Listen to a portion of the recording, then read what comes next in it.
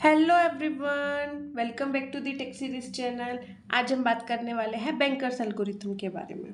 क्या आप जानते हो कि ऑपरेटिंग सिस्टम कैसे डिसाइड करता है कि किसी प्रोसेस को रिसोर्स देना सेफ है या नहीं। अगर गलत डिसीजन हो गया तो सिस्टम डेडलॉक में फंस सकता है। इस प्रॉब्लम को सॉल्व करने के लिए हम यूज करते हैं बैंकर्स एल्गोरिथम। बैंकर्स एल्गोरिथम एक डेडलॉक अवॉइडेंस एल्गोरिथम है जो इंश्योर करता है कि सिस्टम कभी भी अनसेफ स्टेट में ना जाए। इसको समझने के लिए एक सिंपल एग्जांपल लेते हैं। जैसे बैंक हमारा एक ऑपरेटिंग सिस्टम है। जो वहाँ पे कस्टमर्स हैं वो हमारे क्या हैं, प्रोसेसेस हैं। लोन क्या हो गया, मेरा रिसोर्स हो गया। अब बैंक क्या करता है, वो चेक करता है कि अगर मैं लोन दे दूं तो क्या मैं बाकी कस्टमर को भी पैसे दे पाऊंगा या नहीं, है ना। बैंक यही तो चेक करेगा कि अगर लोन देने में रिस्क है तो लोन क्या हो जाएगा, रिजेक्ट। अगर सेफ है तो लोन क्या हो जाएगा, अप्रूव। बैंकर एल्गोरिथम में कुछ इंपॉर्टेंट टर्मिनोलॉजीज हैं, जैसे कि अवेलेबल क्या है, सिस्टम के पास कितने फ्री रिसोर्सेज हैं। ये 332 ये हमें फर्स्टली गिवन है कि अभी अवेलेबल हमारे पास कितने रिसोर्सेज हैं। मैक्सिमम है कि प्रोसेस को मैक्सिमम कितना रिसोर्स चाहिए। एलोकेशन क्या है, अभी तक कितना रिसोर्स मिल चुका है, प्रोसेस को कितनी नीड है, कितना उसको मिल चुका है। अब इस एग्जाम्पल की हेल्प से हम इस एल्गोरिथम को सॉल्व करते हैं। हमारे पास यहाँ पे 5 प्रोसेसेस हैं, P0, P1, P2, P3, P4। ठीक है। एलोकेशन, उनके पास एलोकेशन मतलब उनके पास कितने रिसोर्सेज हैं अभी फिलहाल के लिए। ABC मेरे पास 3 रिसोर्सेज हैं, 0, 1, 0, 2, 0, 0। ये मेरे पास डेटा गिवन है। मैक्सिमम नीड, उनको कितनी ज़रूरत है रिसोर्सेज की, 7, 5, 3, 3, 2, 2, 9, 0, 2। आगे इसका यूज़ होगा। अवेलेबल कितने हैं फिलहाल हमारे पास, 3, 3, 2। ठीक है, ये अवेलेबल है। रिमेनिंग कैसे निकालते हैं हम, maximum need minus allocation. Remaining निकालते हैं हम मैक्सिमम नीड माइनस एलोकेशन। देखो कैसे निकालेंगे। मैक्सिमम नीड 7 है, एलोकेशन कितना है, 0। 7 माइनस 0 क्या हो जाएगा, 7। 5 माइनस 1 क्या हो जाएगा, 4। 3 माइनस 0 क्या हो जाएगा, 3। ये हम निकाल रहे हैं रिमेनिंग। ठीक है। ऐसे ही P1 के लिए निकालेंगे, 3 माइनस 2, 1। 2 माइनस 0, 2। 2 माइनस 0, 0। मतलब A का A के साथ निकालना है, B का B के साथ निकालना है और C का C के साथ निकालना है। ठीक है। ऐसे ही P2 का निकालेंगे, 9 माइनस 3 क्या हो जाएगा, 6। 0 माइनस 0 क्या हो जाएगा, 0। 2 माइनस 2 क्या हो जाएगा, 0। नेक्स्ट का कैसे निकलेगा, 2 माइनस 2 क्या हो जाएगा, 0। 2 माइनस 1, 1। 2 माइनस 1, 1। राइट, ये हमारे रिमेनिंग्स निकल रहे हैं। लास्ट वन कैसे निकलेगा, 4 माइनस 0, 4। 3 माइनस 0, 3। एंड 3 माइनस 2 क्या है, 1। ये मेरी रिमेनिंग निकल गई। अब मेरे पास अवेलेबल है 3, 3, 2। अब मुझे अवेलेबल से चेक करना है क्या मैं इनमें से किसकी नीड पूरी कर सकती हूँ। पहले जिसकी मैं नीड पूरी कर सकती हूँ वो मेरा पहले सेफ स्टेट में चला जाएगा। ठीक है। क्या मैं P0 की नीड पूरी कर सकती हूँ, मेरे पास अवेलेबल है 3, 3, 2। बट उसको P0 को कितने चाहिए, 7, 4, 3। तो मैं अभी P3 की तो नीड नहीं पूरी कर सकती।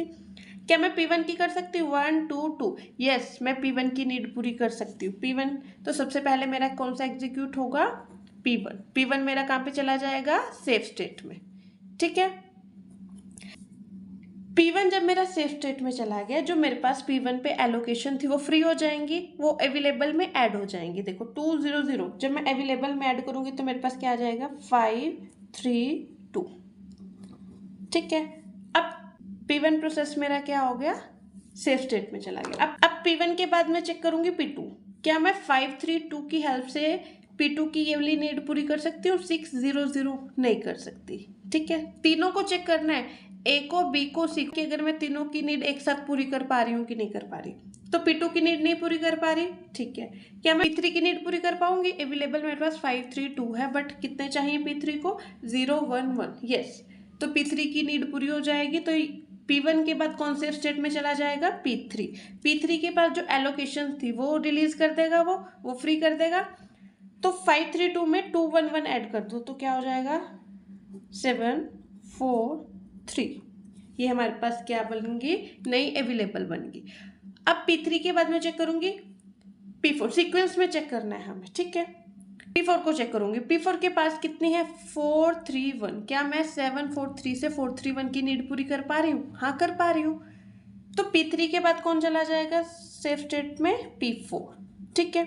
जब P4 सेफ स्टेट में चला जाएगा तो P4 के पास जो एलोकेशन थी 0, 0, 2 वो किस में ऐड हो जाएंगी, अवेलेबल में। तो क्या आ जाएगा, 7, 4, 5। ये हमारे पास क्या आ गई, न्यू अवेलेबिलिटी आ गई। अब दोबारा सीक्वेंस में जाएंगे।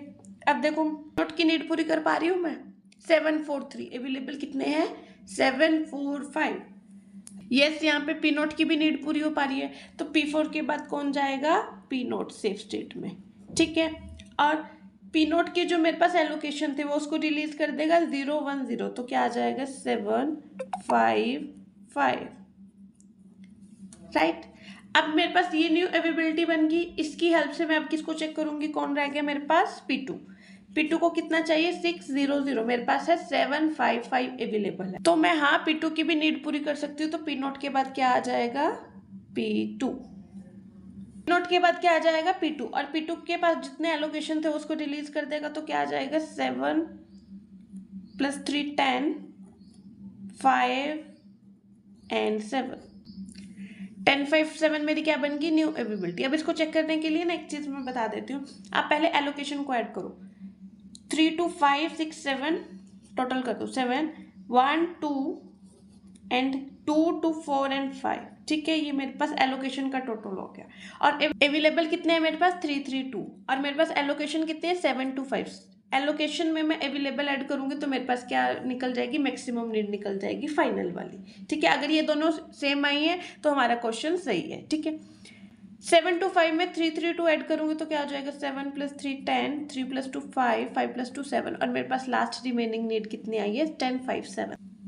मैं इसे अपना क्वेश्चन भी चेक कर सकती हूँ कि जो मैंने सीक्वेंस लिया वो सेफ स्टेट में लिए है कि नहीं ली, ठीक है। तो मेरे पास क्या बना, पहले P1 एग्जीक्यूट होगा, फिर P3, फिर P4, फिर P0, फिर P2। ये था मेरा बैंकर्स एल्गोरिथम। आज के लिए इतना ही। Thank you everyone. Do not forget to subscribe my YouTube channel for more such videos.